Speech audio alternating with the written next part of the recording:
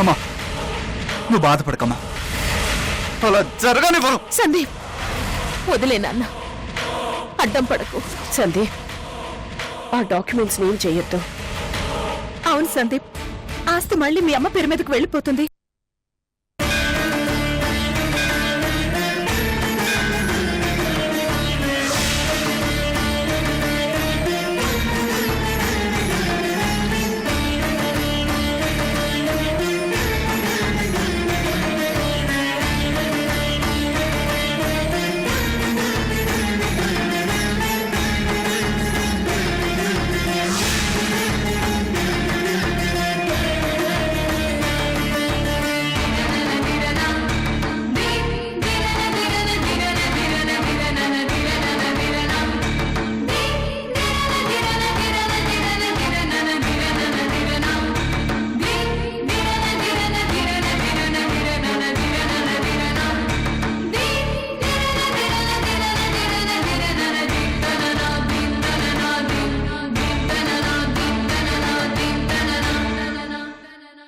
రాజేశ్వరి, రాజేశ్వరి, రాజేశ్వరి, రాజేశ్వరి,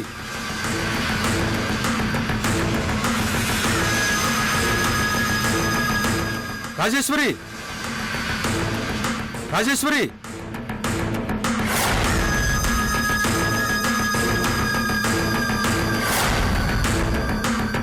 రాజేశ్వరి, ఆగమ్మా.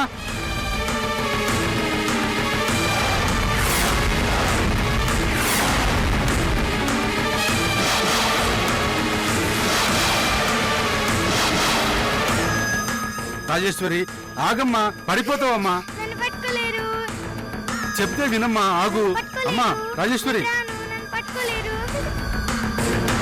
రాజేశ్వరి ఆగు తల్లి, ఆగు. ఆగమ్మా, పరిగెత్తకూడదమ్మా, పడిపోతావమ్మా, దెబ్బలు తగులుతాయమ్మా.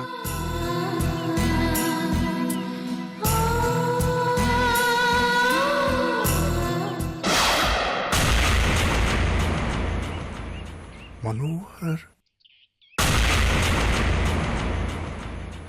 మనోహర్ గారు, హలో మనోహర్ గారు, బాగున్నారా? బానే ఉన్నాను సార్, మీరెలా ఉన్నారు?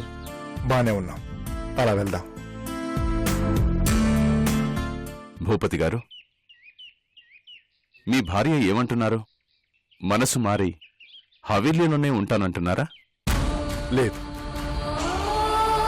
ఇంకా అంత అదృష్టం కలగలేదు. ఆ మాటే దేవుడికి చెప్పిపోదామని వచ్చాం.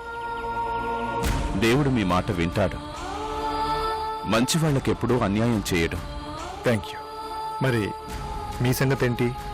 మీ భార్య జాడేమైనా తెలిసిందా? ఇంకా తెలియలేదు సార్. అదేంటి, ప్రతాప్ గారితో టచ్లో ఉన్నారా?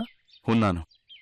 ఎందుకో ఆయన నా విషయంలో ఇంట్రెస్ట్ చూపించడం లేదేమో అనిపిస్తుంది. నోను, అలా చేయరే. ఇఫ్ యూ డోంట్ మైండ్, ఒకసారి ప్రతాప్ గారికి ఫోన్ చేసి రిమైండ్ చేయరా? It's only request. అయ్యో, మీరు ఇంతలా అడగాల? ఒక్క నిమిషం, మీ ముందే ఫోన్ చేసి మాట్లాడతాం.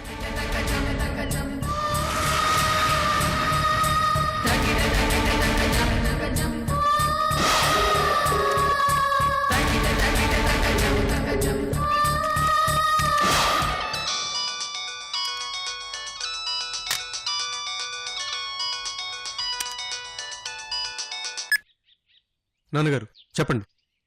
బిజీగా ఉన్నారా? మాట్లాడొచ్చా? పర్లేదు నాన్నగారు, చెప్పండి. ఇక్కడ గుడికొస్తే మనోహర్ గారు కలిశారు.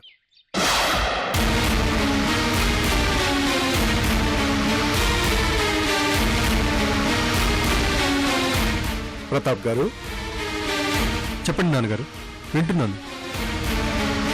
ఏం లేదు, ఆయన భార్యని వెతకడంలో మీరంత ఇంట్రెస్ట్ చూపించడం లేదేమో అని మనోహర్ గారు ఫీల్ అవుతున్నారు.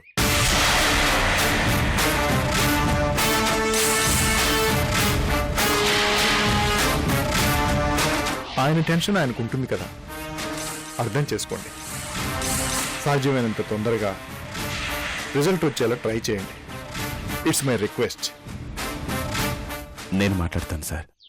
ప్రతాప్ గారు, ఒకసారి మనోహర్ గారు కూడా మాట్లాడతారట. లైన్లో ఉండండి.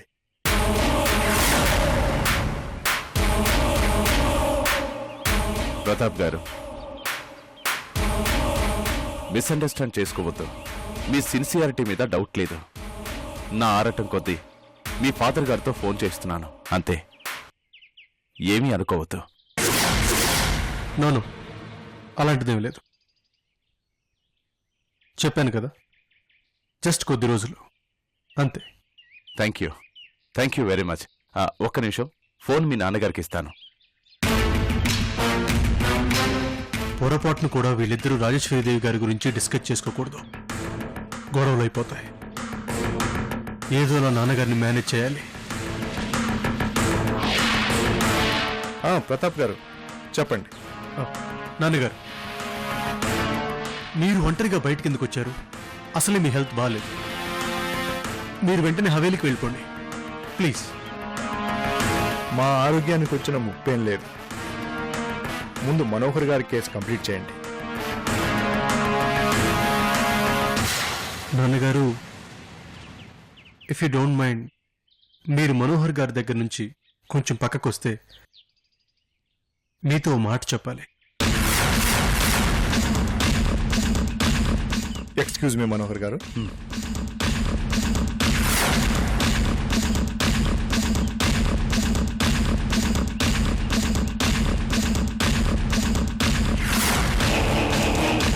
దూరంగా వచ్చాం, చెప్పండి. ఏం లేదు నాన్నగారు, మనోహర్ గారి భార్య జాడ దాదాపు తెలిసిపోయినట్లే. మరి ఇంకేంటి, అదే మాట ఆయనతో చెప్పొచ్చు కదా. చెప్పొచ్చు, కానీ దానిలో చిన్న ప్రాబ్లం ఉంది.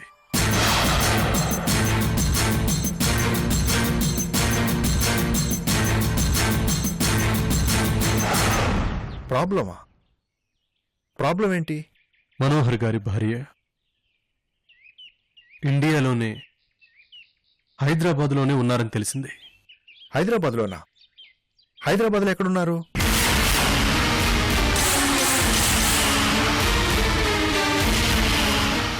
ఆవిడ భర్త దగ్గర.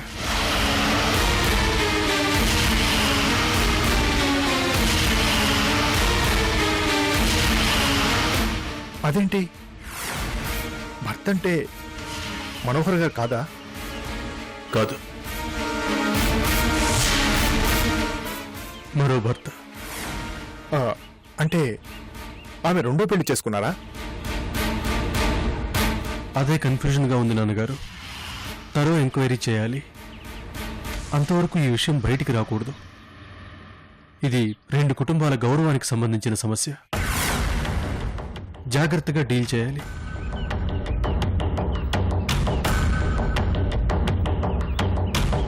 అవును ప్రతాప్ గారు, మీరు చెప్పిందే కరెక్ట్. తొందరపడితే వాళ్ళకి చెడ్డ పేరు వస్తుంది. Take your own time. ఎంత టైం పట్టినా పర్వాలేదు. ఎవరికి నష్టం రాకుండా చూడండి. మనోహర్ గారికి మేము సర్ది చెప్తాం. నాన్నగారు, మీరు ఎట్టి పరిస్థితుల్లో మనోహర్ గారితో ఆయన భార్య గురించి డిస్కస్ చేయకండి. ఇష్యూ కాంప్లికేట్ అవుతుంది. అవాయిడ్ చేయండి. అలాగే, మీరు చెప్పినట్టే చేస్తాం. థ్యాంక్ యూ నాన్నగారు. నాన్నగారు, మీరు వెంటనే ఇంటికి వెళ్ళిపోండి. ఉంటాను నాన్నగారు.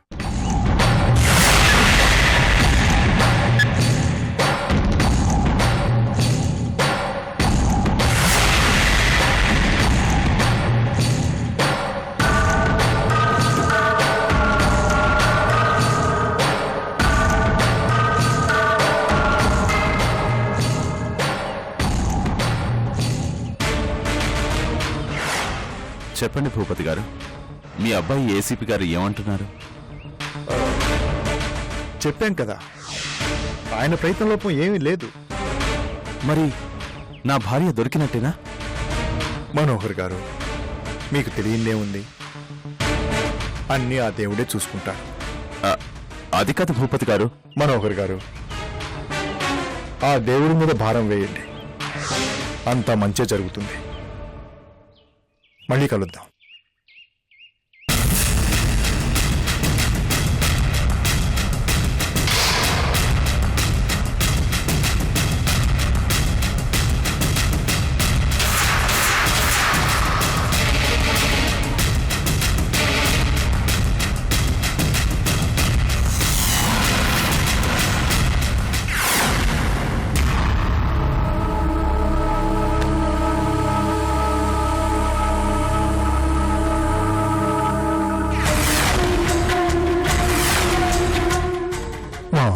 ఛాతీలో చెయ్యి వేసి మాటివ్వండి.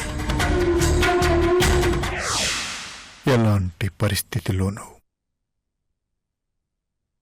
హవేలీ వదిలి వెళ్ళమని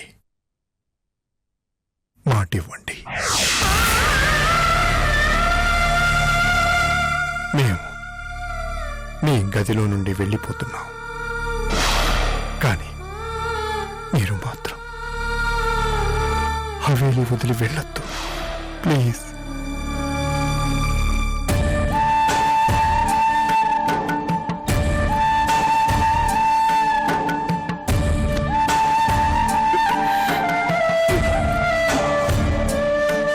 రాజావారు, మిమ్మల్ని బాధ పెడుతున్నానని తెలుసు. ఏం చేయను, తప్పటం లేదు. ఇది దేవుడు ఆడిస్తున్న నాటకం. నేనొక పాత్రధారిని మాత్రమే, నిమిత్త మాత్రురాలిని. నాదంతా తెచ్చిపెట్టుకున్న మొండితనం. నేను హవేలీ వదిలి కాలు బయట పెడుతున్నానంటే నా ప్రాణాల్ని వదులుకోవటమే. అయినా తెగిస్తున్నాను అంటే, వెళ్ళిపోతున్నాను అంటే నేను ఎలాంటి పరిస్థితుల్లో ఉన్నానో ఊహించుకోండి రాజావారు, అర్థం చేసుకోండి.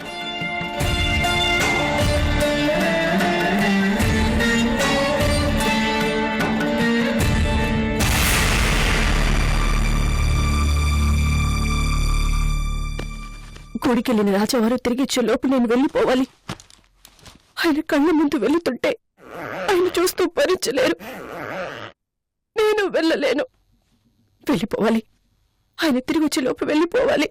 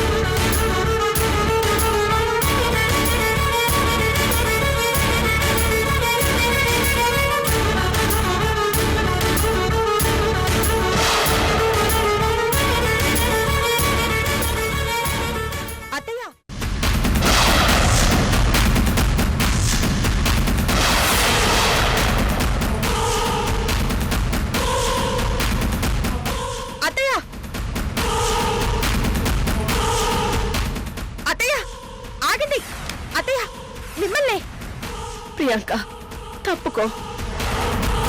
చేతిలో సూట్ కేసు ఏంటి? ఎవరికి చెప్పకుండా ఎక్కడికి వెళ్ళిపోతున్నారు? చెప్పాలా? రూలా? నా పనులు నాకుంటాయి. హవేలీలో అందరు నాకు చెప్పే చేస్తున్నారా? నాకు స్వేచ్ఛ ఉంది. తప్పుకో, వెళ్ళని. అత్తయ్య, మాతో మిమ్మల్ని ఎందుకు పోల్చుకుంటారు అత్తయ్య? మధ్యలో వచ్చిన వాళ్ళం. ఈ హవేలీ మీది.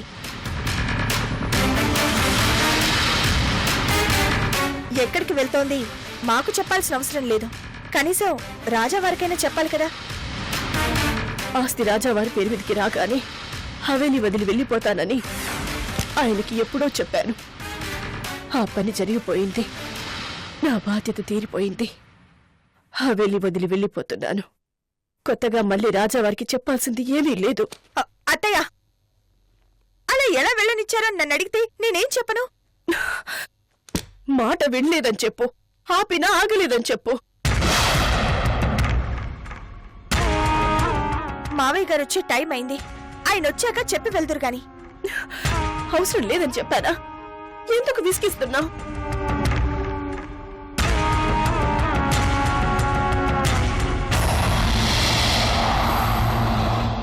ఆయన రాకముందే వెళ్ళిపోవాలి. అడ్డుపడద్దు ప్రియాంక, దండం పెడతాను ప్లీజ్. అత్తయ్య, ఒక్క నిమిషం. మావయ్య గారు హార్ట్ పేషెంట్. మీరు వెళ్ళిపోయారని తెలిస్తే తట్టుకోలేరు. ఆయనకి ఏమన్నా జరిగితే ఆయనేమి అనాథ కాదు. చూసుకోవడానికి మీరంతా ఉన్నారు. నేనొక్కదాన్ని లేకపోయినంత మాత్రాన జరిగే నష్టం ఏమీ లేదు. రాజావారికి నచ్చ చెప్పండి. రాజేశ్వరిదేవి వెళ్ళిపోయినంత మాత్రాన ఆకాశమే ఊడిపడదు, కాలం ఆగిపోదు, ఎవరి జీవితాలు ఆగిపోవని చెప్పండి. నాకు నచ్చ చెప్తున్నావు కదా, ఇలాగే రాజావారికి కూడా నచ్చ చెప్పు.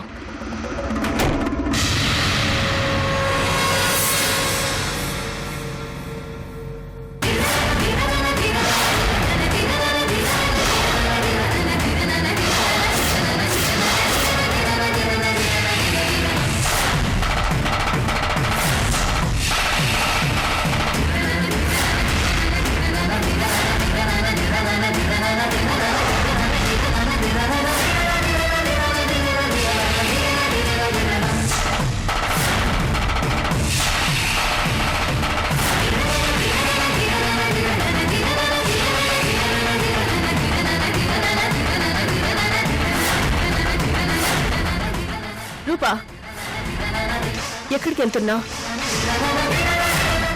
నాకు ఈ హవేలీకి రుణం తీరిపోయింది. నీకు హవేలీకి రుణం తీరిపోవడం ఏంటి? నువ్వు ఈ హవేలీకి కోడలివి.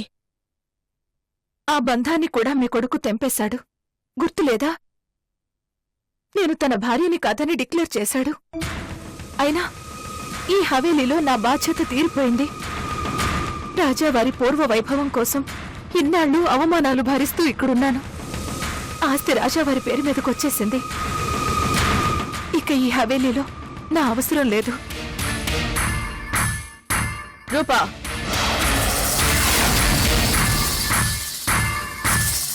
నీకేమైనా పిచ్చా? అలా ఎలా వెళ్తావు? ఎందుకుండాలి? ఎవరి కోసం ఉండాలి? ఏదో ఆవేశంలో, కోపంలో సందీపన్న మాటలు పట్టించుకొని హవేలి వదిలి వెళ్ళిపోతావా?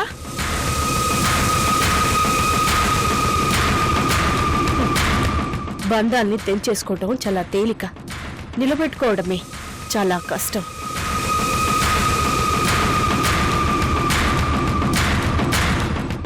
వేద మంత్రాల సాక్షిగా, అగ్నిదేవుడు సాక్షిగా 7 అడుగులు నడిచి ఒకటైన బంధం, జీవితంలో అతి ముఖ్యమైన బంధం, భార్యాభర్తల అనుబంధం.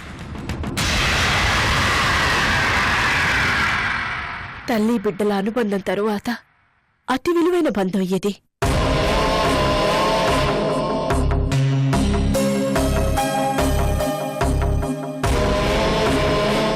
జీవితంలో ఆఖరి అడుగు వరకు కలిసి నడవాలి, కష్ట సుఖాలు కలిసి పంచుకోవాలి.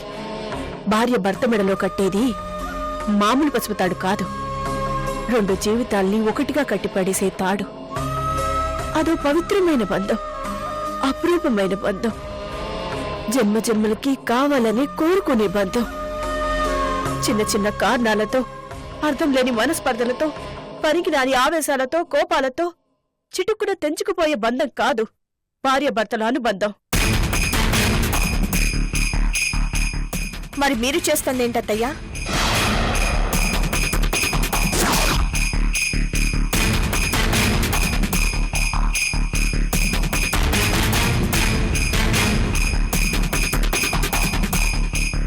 అంతటి పవిత్రమైన బంధాన్ని ఈజీగా కాదనుకొని తెంచేసుకుని ఎలా వెళ్ళగలుగుతున్నారు?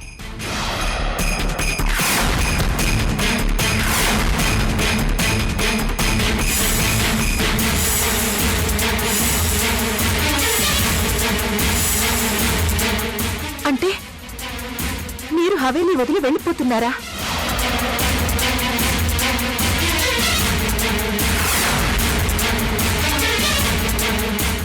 మీరు హవేలీ వదిలి ఎందుకు వెళ్ళిపోతున్నారో కారణమేంటో నాకు తెలీదు, అడగను, నాకు అనవసరం కూడా. కానీ మావయ్య గారిని ఒంటరిని చేసి వెళ్ళడం మాత్రం ఒప్పుకోలేకపోతున్నాను. అసలు ఆ ఆలోచనే భరించలేకపోతున్నాను.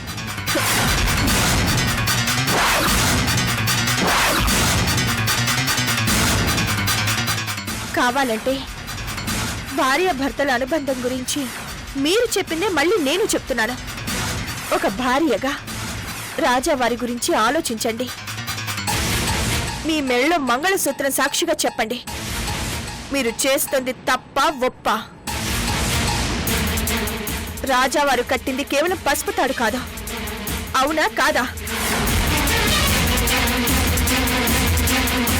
చివరి అడుగు వరకు మీరు ఆయనతోనే కలిసి నడవాలి, అవునా?